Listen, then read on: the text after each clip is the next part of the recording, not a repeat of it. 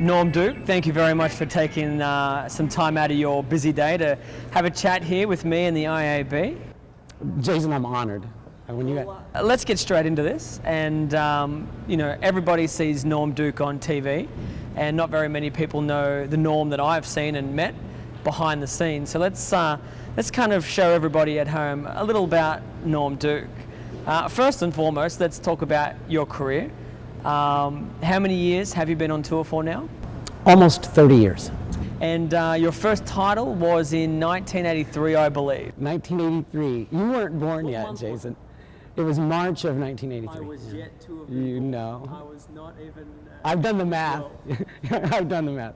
I didn't know this until recently, but in that match, you had played arguably the greatest bowler to have ever walked and won.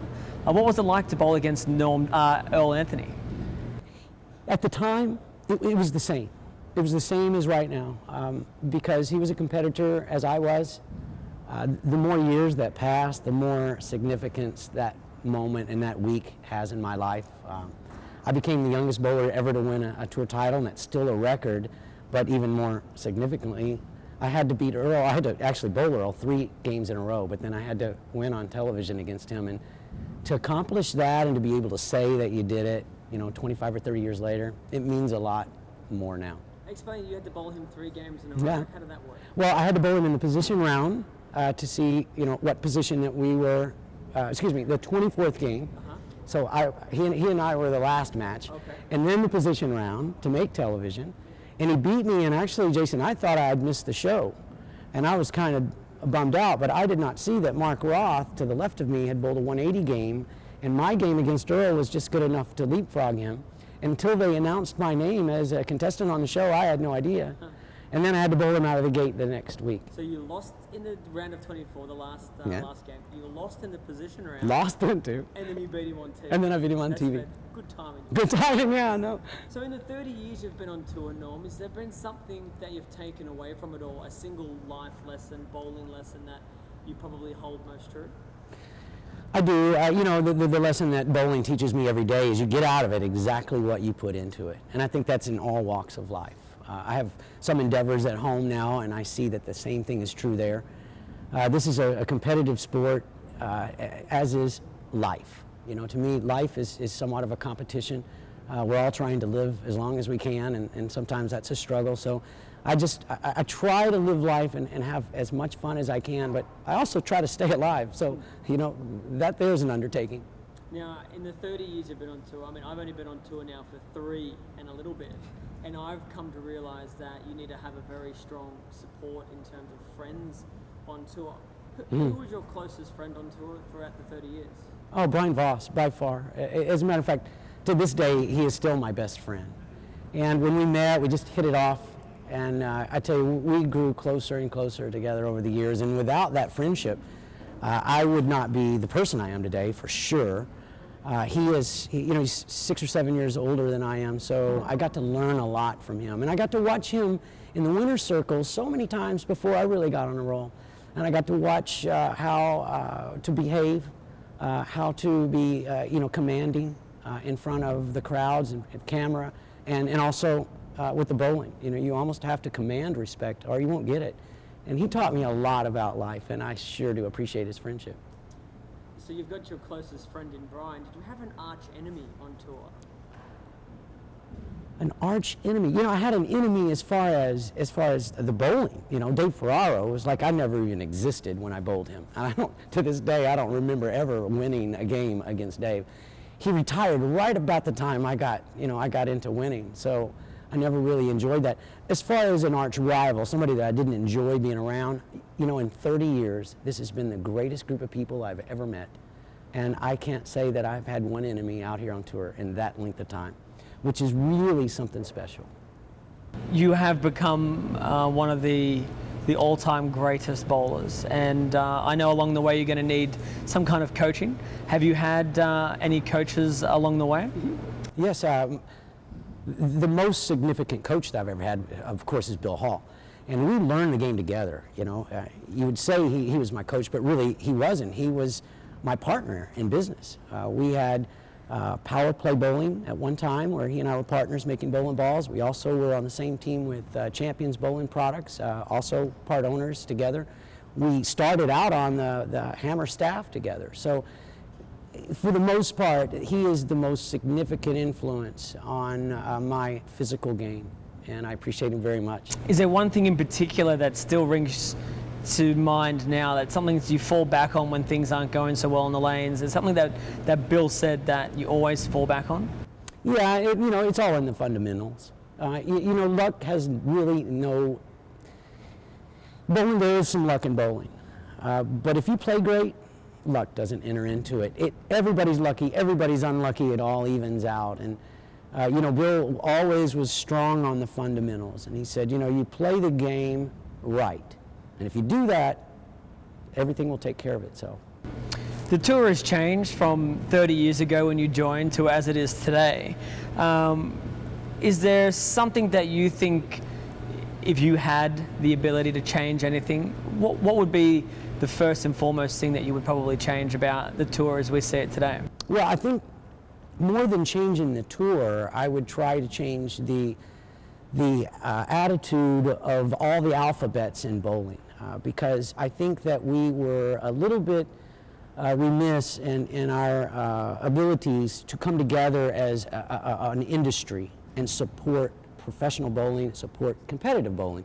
I think that too many of those alphabets were individualized and more of a competitive nature instead of, hey, let's all work together for the benefit of our sport.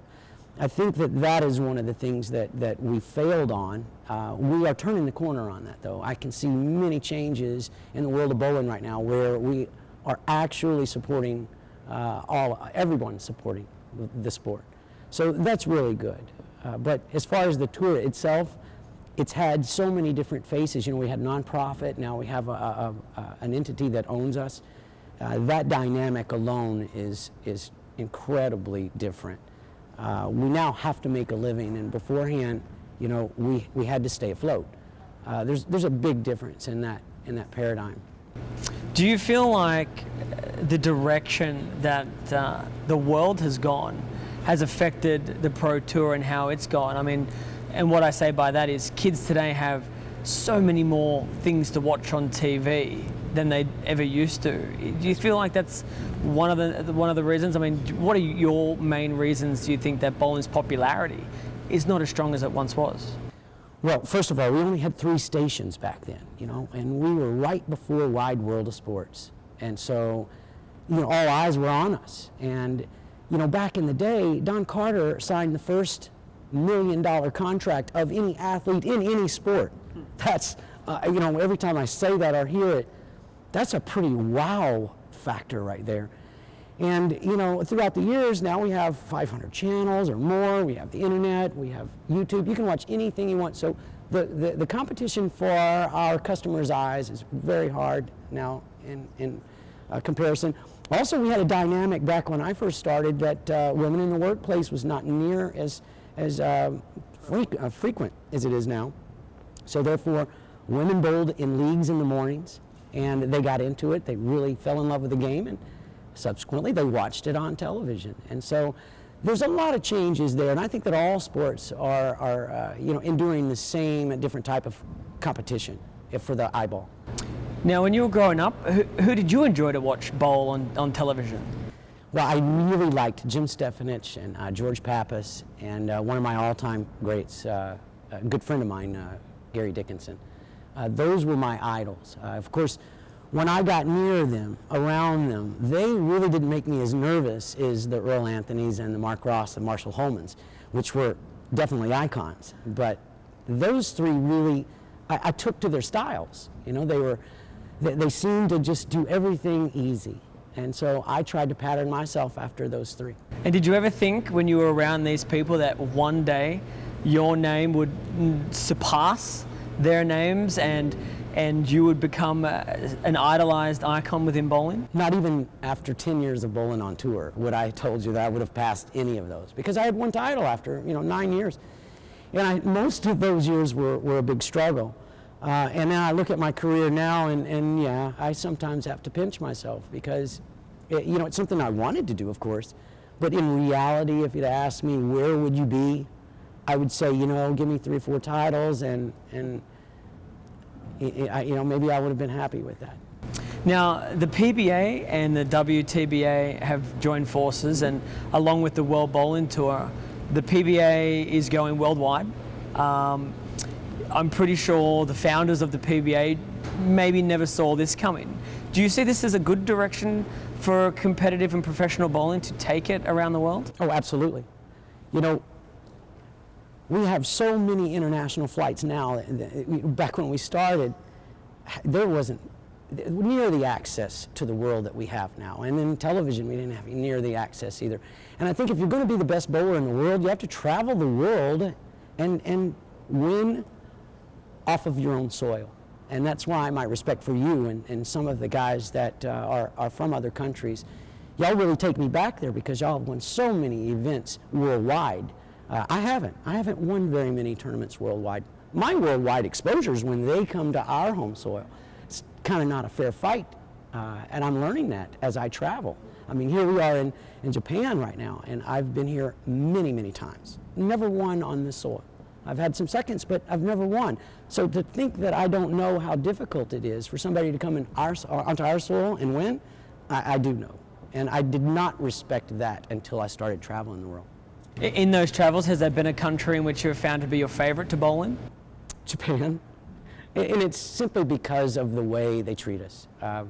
I remember getting off the airplane the very first time in 1987, and there were hundreds of people at the airport holding a sign that must have been 100 feet long that said, "Welcome PBA professional bowlers."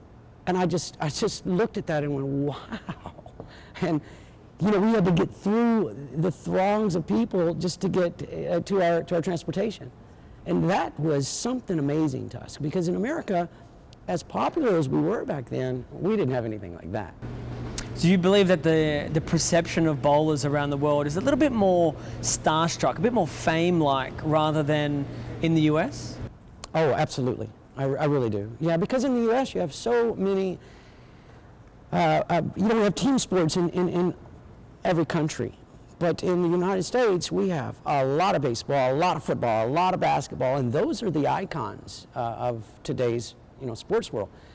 And I think that bowling is as big in other countries as all of their sports. Maybe not soccer. Soccer seems to rise above bowling in most countries, but bowling's right there. In America, to say that we can compete well with the NFL or the baseball players, basketball players, as far as money earnings especially, no chance.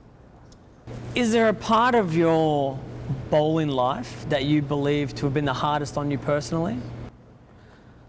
A part of my bowling life, well, certainly the travel.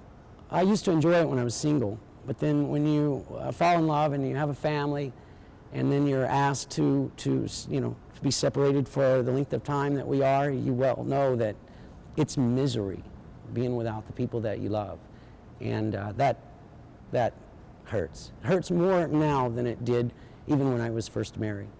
Let's talk a little bit more about your family. You have a wife and son. What are their names? Karen and Brandon. And how old's Brendan? Brandon is 16 years old. Has Brendan taken after his old man, and is he quite the bowler? Brandon didn't take to bowling early, and you have to realize it's hard for me to take Brandon bowling because we get separated.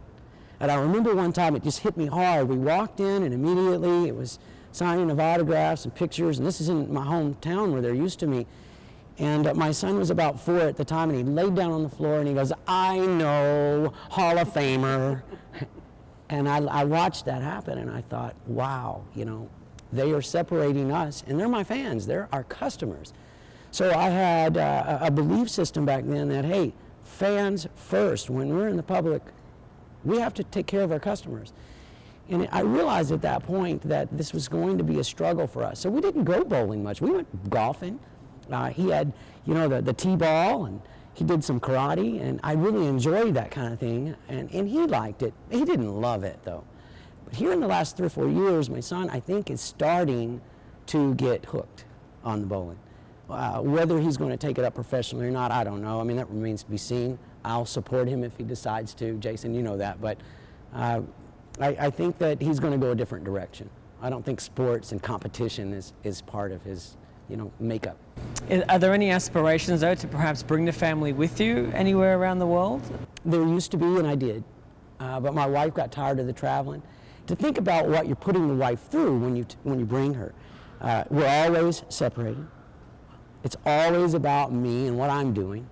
We finish, you want to have a quiet dinner, you want to have this, and you can't get the bowling off your mind. That's not fair to her. It's a lonely life for the wives that travel the tour. She recognized that early on. She traveled for a couple of years, and now she says, I do not want that life. That's your life away from our home, and we support you, we love you, and we think that you do great at it, but we'll see when you come home. she's not done that way.